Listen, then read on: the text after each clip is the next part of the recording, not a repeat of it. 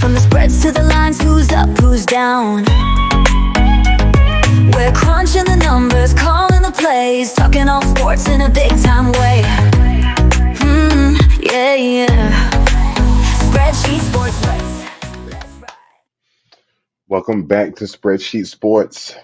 It is a beautiful Thursday, Friday Eve. We have 51 games today on the 20th of February. So obviously, I'm not going to run down all of those games.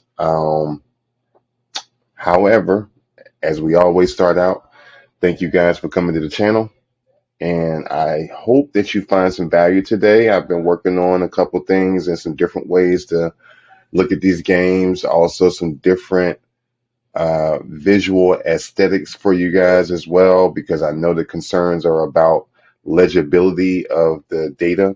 So I am working on that for you guys. I think I'm going to do some different software. I'm going to try out with some screen recording versus, and that way I can maintain the aesthetic integrity of the spreadsheet versus having to take that, copy it from my spreadsheets, and then turn it into a PNG and then post and do the video. I think that I'll get more value for you if I can just screen record straight from Excel. But neither here nor there. Let's have some fun today. It's 51 games. I know a lot of people got some different goals that they're trying to meet from the games today. Whether it's entertainment or it is in fact monetary value. So let's get to it. Let's dive into it. But again, I can't thank you guys enough for showing up. And I just really hope that you like the channel. I hope you're coming back because you like the content. And I hope that you're sharing it because you see some value that others may find it. So through 6 degrees of separation, we'll find each other and we'll be able to talk about these games together and figure out which way the game may go. Left, right, up, down, backwards, the way we thought, not the way we thought. We got some dogs today to talk about at the end as well. Oh boy, it's 3 games that I think might be really, really, really interesting. But let's dive into it and let's see what we got for today. So these games are what I think are going to be quite interesting. And not interesting, entertaining, but not nail biters, right? Delaware, Radford, Northern Arizona, Tennessee Tech, and Western Kentucky. Okay. The thing about these games is they're not the dogs, right? These aren't the games with the dogs. This isn't the wild coyotes out here trying to go and make something happen. These are games where it's like, it's probably going to go this way. Maybe not, but more than likely, yeah, it's going to go this way. I'm going to dive into a couple of these games in more detail as we move through this. But at first sight, this is what I'm thinking. I mean, I just think Delaware wins, and I think Radford wins, and I think Tennessee Tech win. But the thing about those 3 games is that what's different is that Delaware and Radford are coming into this with different win-loss ratio. Okay, for example, Delaware is coming into this game and they have a losing record. Radford's coming into it with a winning record. Tennessee Tech's coming in with a losing record, but it's a better record than their opponent, right? But they're playing, in regards to all the categories, they're playing very well in all those categories, and they outplay their opponent as well. So all of these things taken into account, and on top of it, it's a home game.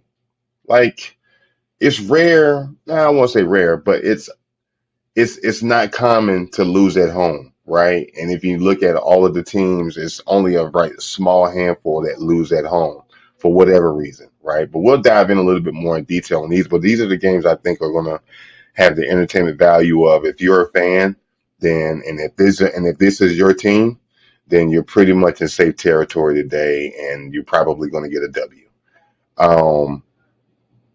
Northern Arizona, Western Kentucky. Whew, I don't know. Um, interesting. Interesting games. They're probably leaning a little bit more towards boring, but intriguing. They playing at home. They have a better record. They have a winning record. Everything is already lined up for them. It's Conference USA and Big Sky. Injuries aren't a problem for anybody except for Western Kentucky. Um, Probably out of all of these games, these are games if you are in the betting world, which again, this is not a betting channel, but if you're into the betting world, I see these games as either a play on a money line or a play on a spread.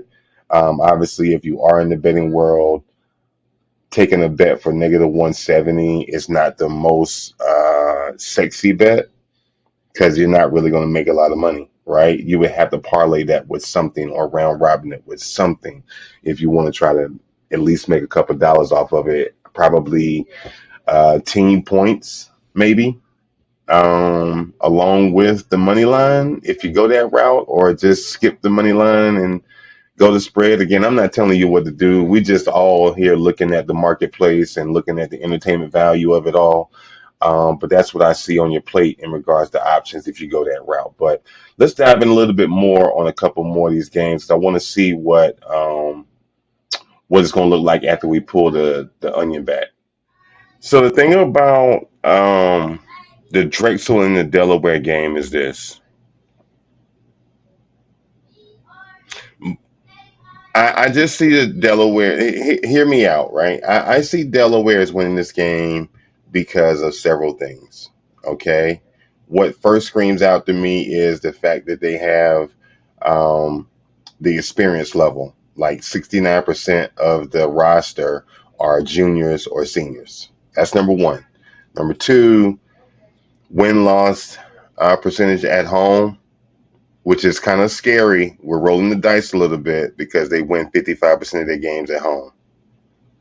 Now, they have a better offense than Drexel, but don't count Drexel all the way out. I don't think Drexel gets blown out, and this is why the bookies don't think that either, because this is why the bookies had the spread at 2.5.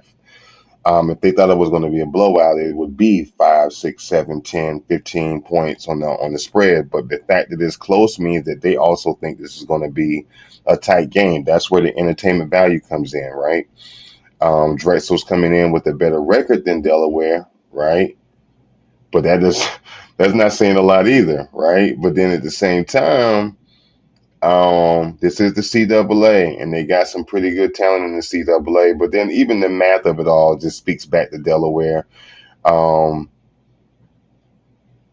Hard to say where this is going to go. I mean, even when you look at injuries, Drexel is the only one that's been touched by the injury bug, and you see that, right? But then you have your star players that are going to produce, anywhere from 10 to 17 points. Which is contributing to somewhere around in the 20% in regards to contribution from them, which means the rest of the team has to come from somewhere, because if you're only putting up 10 to 17 points, um, where is the other 50 plus points coming from, right? It has to come from the rest of the team. And with Drexel having an injury, I gotta wonder how are they going to make those points back up. On the Delaware side, they don't have any points to make back up. They got the whole squad that they have that's normal. I think they have a good game. Tennessee Tech and Tennessee Martin, Ohio Valley Conference. Your experiences with Tennessee Tech, they win at home. They don't really beat Tennessee Martin in regards to categories. At first glance, it looks like they do, but they really don't. They're not going to be able to put up, they're not going to be able to compete offensive and defensive points. However, where they can compete is going to be with 3 points, attempts, as well as crashing the boards and assists, moving the ball around. That might be the thing, or that's at least the thing that I'm banking on that Tennessee Tech is going to have to their advantage. Um, Tennessee Martin loses on the road, which is another reason I don't think that Tennessee Martin is going to be our winner today. Neither one of them are dealing with any injuries. It's going to be probably anywhere from 75 to 80 points in this game. So that's something to consider as well. But overall, I think the math just really leans more so towards Tennessee Tech. But we'll see what happens. They got some players, and it's definitely going to be productive, competitive, not a blowout. Again, you can look at the spreads and tell whether or not the bookies' calculations think it's going to be a blowout. They don't just create these spreads out of thin air. There's a lot of math that goes behind this stuff. So take that into consideration. Again, I'm not a betting channel, but I'm watching this marketplace just like you and trying to understand it better. And maybe one day I'll do a video on the math, right? The formulas and the calculations, the algorithms that come to help project what it is for winning probabilities or for spreads and things of that nature. It's just math. It's just math. It's not trigonometry, but it's just math.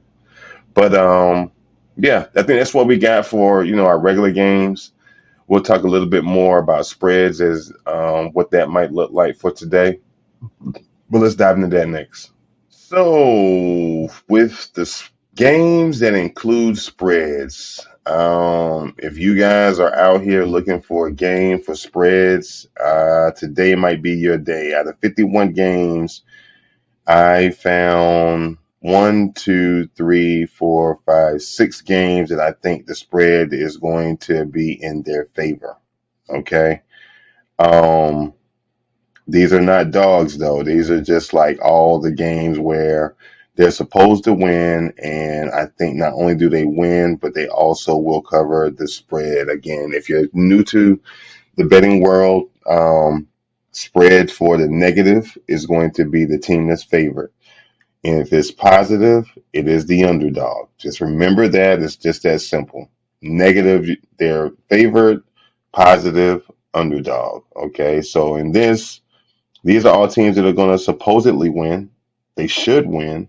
Might lose, but they should win. And not only should they win, but they also should be able to cover the spread that the book has chosen here. So we'll dive into a couple of these games and look at them and see what they might be. But Massachusetts, Lowell, Radford, I mean, these are really good teams that should be able to cover the spread because even with Massachusetts, Lowell, the spread is 6.5. That's kind of a blowout, but they're equipped to do the blowout. They're playing at home. They have a really good record. They're doing good in all the categories.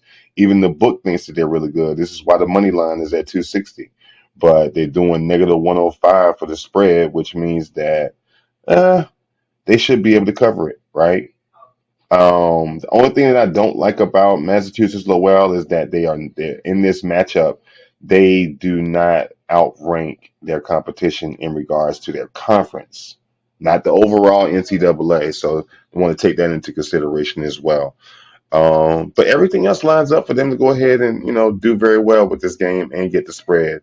For Radford, spread is only negative 2.5. They just got to score 3 more points than their opponent to win the game. But what does scare me with this game is that they're coming into this game with a winning record, but not a better record than their opponent. But they are playing at home. They're doing well in most categories, which is a big plus. No injuries, right? Like everything is lined up for this scenario to happen. It should happen, and we'll see what happens. Northern Arizona, classic. It's only 3.5 points on the spread. You would have thought it'd be more for the way that they're coming in hot, right? 15-12 on their record. They knocking out every category there is to have. Points, rebounds, assists, shooting percentage, 3-point percentage, defensive points allowed, everything. Everything they have, everything. So I just don't. I can't imagine that they don't get the spread of only 4 points. Now, what they don't have on their advantage is that they don't win. Again, they don't have a better conference ranking than their opponent, but everything else, they should be able to get it. Tennessee Tech, we talked about them a little bit earlier. and that was a money line review that we were looking at. But I also like them for a spread. So we'll see what happens with that. UC Davis and UC Irvine, both of them have better records than their opponent. Both of them have winning records. Both of them have about the same amount of categories that they cover, that they dominate over their opponent. All relevant things to consider, but they're both Big West, right? And things are getting closer to March and things are heating up. So you got to take that into consideration. No injuries for both of them. The math says that they're going to score around 80 points. I think 80 points in this day and time is a good competitive score as I look at all of the data for the games every day. Even though I don't do a show every day, I'm still doing studying. I'm researching. I'm looking at what's going on in the whole marketplace of NCAA. Take into account the time frame of it all, and know we're moving closer to March Madness and the tournament. All of these things, they're trying to get better. They're trying to place better so that they have a better opportunity to get into the tournament and things of that nature. So it's a lot going on, a lot of moving pieces. But spread wise, obviously UC Irvine is -6.5. That's going to be a tall glass of water versus just 4.5 for UC Davis. I think both of them get it, but this is my list of people that I think might get the spread. Again, I'm not a betting channel. Let me know what you think. Let me know what whether or not you think they're going to get it, or if you know some other games that might be interesting for all of us to watch for spread purposes, if you're into that type of thing. But I think it'll be a good day for spreads. But let's dive in a little bit on a couple of these games for the spreads. So I have a spoiler alert for you. Okay, here's the thing. Before we talk about Pepperdine, because Pepperdine is the game where I'm thinking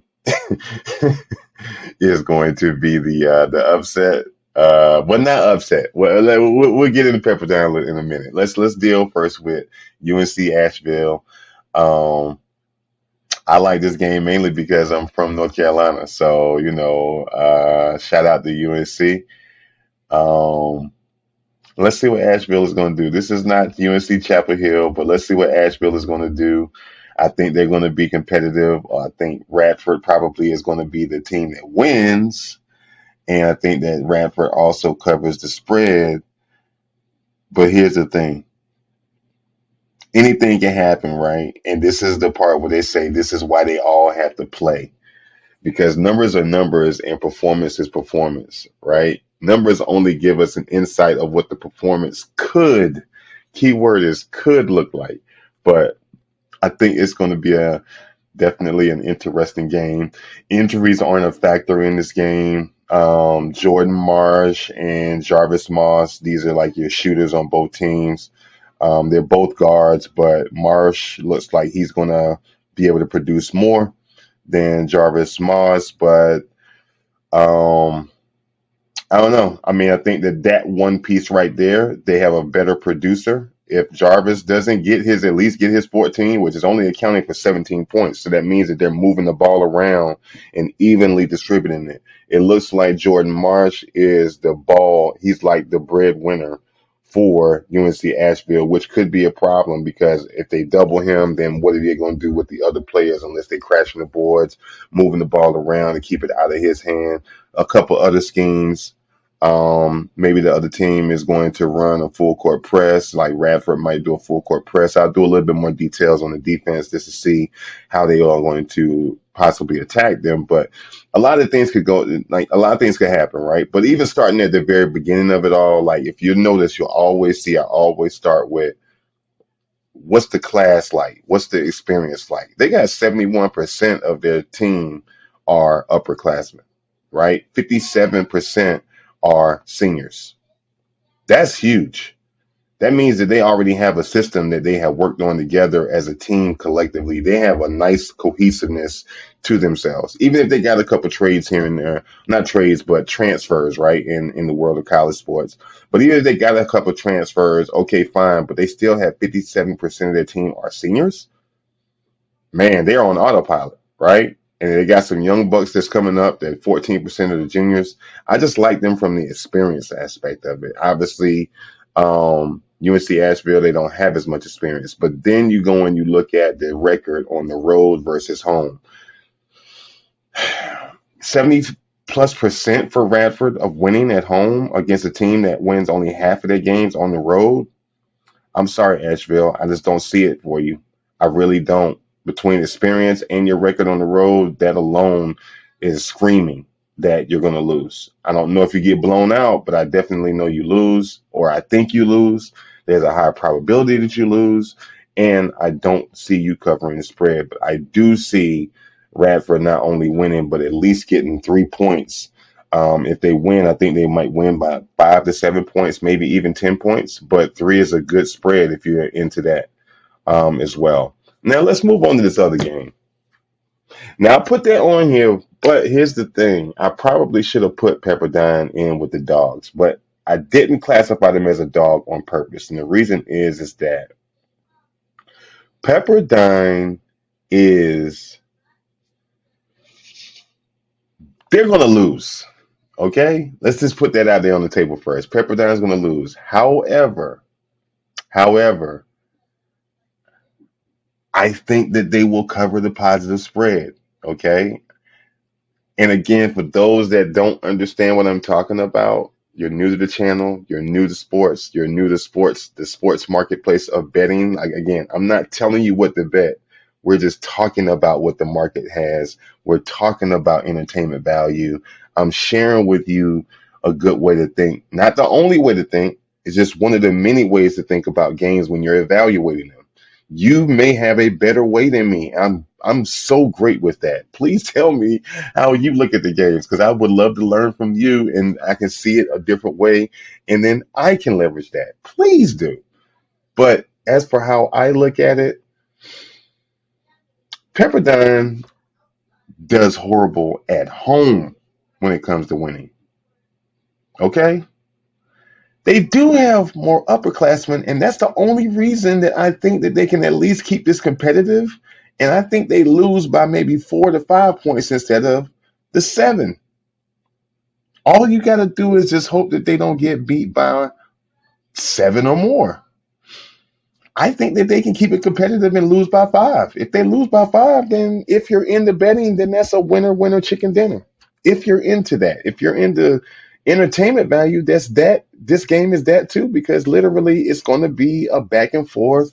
Probably at halftime, it's going to look like it's like all the way out, but then they come back and then Pepperdine closes it out. They're making a run in the very end, and then it's not a buzzer beater, but it's almost like they made a good run and they came within 3 to 5 points, but the spread was 7. They got it. You won. They lost, but you won. That's all that matters in the end of the day if you're doing that. But other than that, I mean, Oregon State sound team, right? They just don't have the leadership. And that might be where they really get caught slipping because they don't have the leadership and only 33% of their team, their roster are actually seniors. Smell like an upset. I can't put my finger all the way on it. We'll talk about that in the dogs, but I don't know. I don't know. And they lose bad on the road. Oregon State might have a loss today. I can't say that out loud, but it could happen. I mean, a lot of things got to happen in order for that to happen. But I mean, and it's not that I'm dreaming that it happens. I'm just calling it like I possibly see it or I imagine it to be. Because right now we're imagining. We can't say that we're calling it how we see the game because these are just numbers. This is just something that helps us like imagine the different alternate realities of the game. When I'm looking at games, I'm thinking that there's like maybe 17 different alternate ways that a game can be played. You just don't know. That's in any sport, hockey, football, golf. You hit the ball this way, it goes that way. A bird might grab it, it goes in the water, it goes in the trees. You overhit it. Quarterback does an interception, turnover. Somebody gets hurt, star player gets hurt. It's so many different things that go into that, but those are the alternate realities. Alternate realities. So all I'm doing is just trying to tap into the universe and like figuratively see all the different ways that it possibly can happen. Like I said, I love this because it's like I'm in the Matrix. I'm looking for the red dress. I'm looking for the lady in the red dress. This might be the lady in the red dress. It could be, or it could be these other games that we're going to talk about for the dogs. So let's dive into that. But like I said, this is my idea of what I think these two games are going to do today and how they're going to perform. Um, I think Pepperdine's injury is going to be a serious concern, but I'm sold on them losing. But I'm not ruling out that they could possibly sneak one in and win by 1 point. Who knows? Who knows? But let's dive into these other games. Dogs in the fight. Vermont, Mercyhurst, Pepperdine. We talked about Pepperdine on the previous slide. But here's the thing. And I thought that I didn't have Pepperdine in there, but I do have.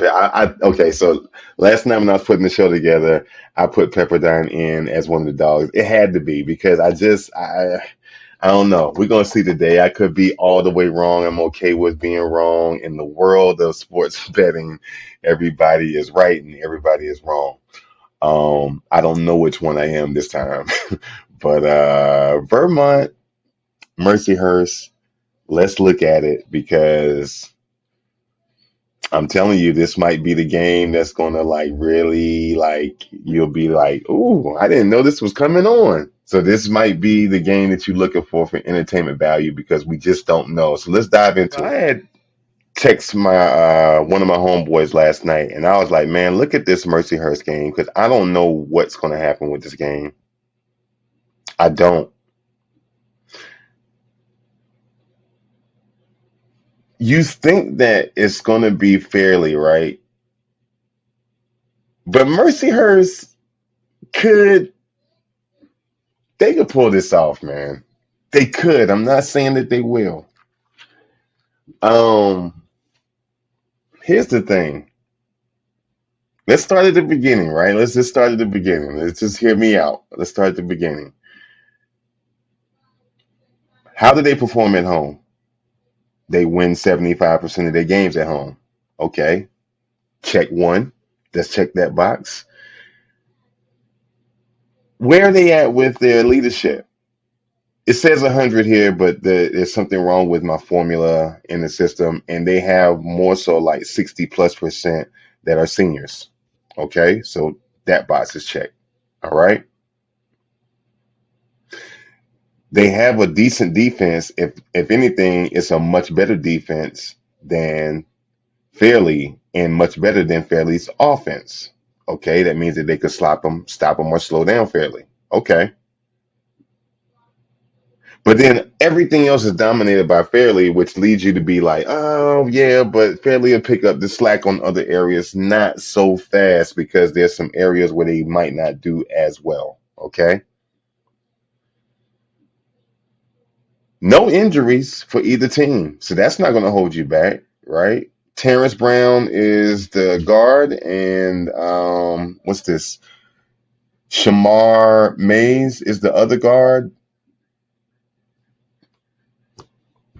The problem with Mercyhurst with this guard is that they're only putting up like 7 to 8 points a game. That's not going to get it done. And I think they get outscored for that. But Terrence Brown, he's putting up 21 points, right? But there are other scorers on Mercyhurst. So that's the deceptive part is that you're thinking that their lead scorer is putting up almost 8 points. That's pathetic. But it's not because they're moving the ball around and they're distributing it among everybody. I like that diversification of their production. With that being said, I'm not counting out Mercyhurst. If anything, if you're in the betting world, again, I'm not telling you what to take, but I would definitely look very, very hard at the 2.5 for the spread. I know you want to go with Fairleigh, and I understand it. I so understand it, but this one might be the game that I roll my dice and I'll be like, you know what? I'm taking the money line and I'm taking the spread, or I'm on two different tickets type thing. I'm gonna take the spread on one ticket and team points, or I'm taking the money line on another ticket and the team points. I think both of them, and I think they're going to score around 70 to 75 points. If you can find 70 to 75 points and you can find money line at plus 120 or more, even plus 110, I would take that plus points. Probably together, combined odds, you're probably looking at maybe plus 250, maybe plus 300. That's a good day if you hit that. I like that. I like the probability of it happening, and I like also the payout if you're into that. So again, in the comment section, if you guys know something I don't, please let me know. Please let me know. There's no ego here. There's no shame in my game. Shame the devil and tell the truth is what I say. And if you have a truth, let me hear it. I'd love to because it would cost me not to know the truth. And I don't like to lose. I definitely don't like to lose money. Last game, Brian and Vermont. Let's do what I always do, right? Let's start first at how do you win at home? Well, Vermont, who I think may win, they win 70% of their games at home. How is the leadership? 75% of the team are upperclassmen, 50% of seniors, 25% of juniors. They have a system that they've been working against Bryant that has 71%, right? 40% of them are seniors. So that part is almost identical except for the winning percentage. On the road, Bryant is not as good as Vermont is at home. But then you break it down into the categories. Bryant has the offense on lock. Vermont has the defense on lock, right? Then on top of that, all the other categories are pretty much dominated, or I won't say dominated. They are. Bryant's doing better than Vermont in those categories, but not dominating. The 3-point attempts is almost the same. So they're going to both shoot about the same amount of threes, right? Field goal attempts, they're going to both shoot the ball around the same amount of times, anywhere from 55 to 60, 65 times. Maybe the extra 5 to 10 attempts that they make might be the difference that Bryant wins. But if they don't get that extra 5 to 10 in because Vermont has a better defense, I think Vermont can pull it out and maybe a couple turnovers, some fouls, and then I don't know. I don't. It's all over the place. But here's the thing: that's the numbers. There's a reason they have to play. T.J. Hurley and Raphael, right? These are the people that are scoring. These are the people that have made those contributions. These are their breadwinners. If they play their role and they do what they're supposed to do, I don't see where Vermont gets blown out. But at least they will be able to be competitive. So I'm all about competition. And with that being said, I think Vermont will definitely come out, be competitive, and then we'll see what we got.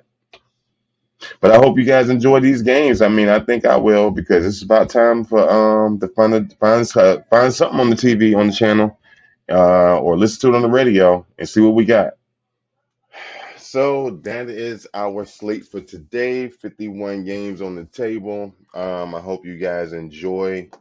I hope I enjoy as well. And I think our games are going to have some entertainment value. But as always, as we end out this show, um, if you found value today in the show, please like, comment, share, or subscribe. For those that have, I greatly, greatly, greatly appreciate you. The channel is nothing without you. Um, and if from the content, you guys that are in the betting world, if you're finding some value in this and it actually led you to something monetarily positive, let me know. I'm not asking for anything. I'm good. I just want to know. I'm just curious. Like, is it like guiding you in the right way? Like, are you finding value in it? Am I completely wrong? I mean, I have my own record that I keep data on, which I could share if you guys want that. But like I said, I'm just curious, man.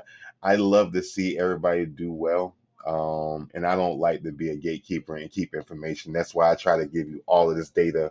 And that's why I'm so upset that the visual part won't let me show you everything. Because I have, like, when I'm looking at a game, man, there's really about 40 different columns that I'm looking at in the game. I'm only showing you a small segment. Like, I'm dissecting everything, but I can't do that on here for visual reasons. But again, the show is growing, the viewership's growing, people are sharing, and I love it. Had somebody that reached out to me from Covers and said that he had found the show through covers.com and he enjoyed the content as well. So I'm going to make sure that I give you guys what you deserve, which is a great show with great value. Not just to keep you coming back, but just so that I don't waste your time. So anyway, hope you guys enjoy. Enjoy your night, enjoy the games, and I will see you tomorrow on Spreadsheet Sports. Yeah, lights on, game time, let's break it all down. From the spreads to the lines, who's up, who's down. We're crunching the numbers, calling the plays, talking all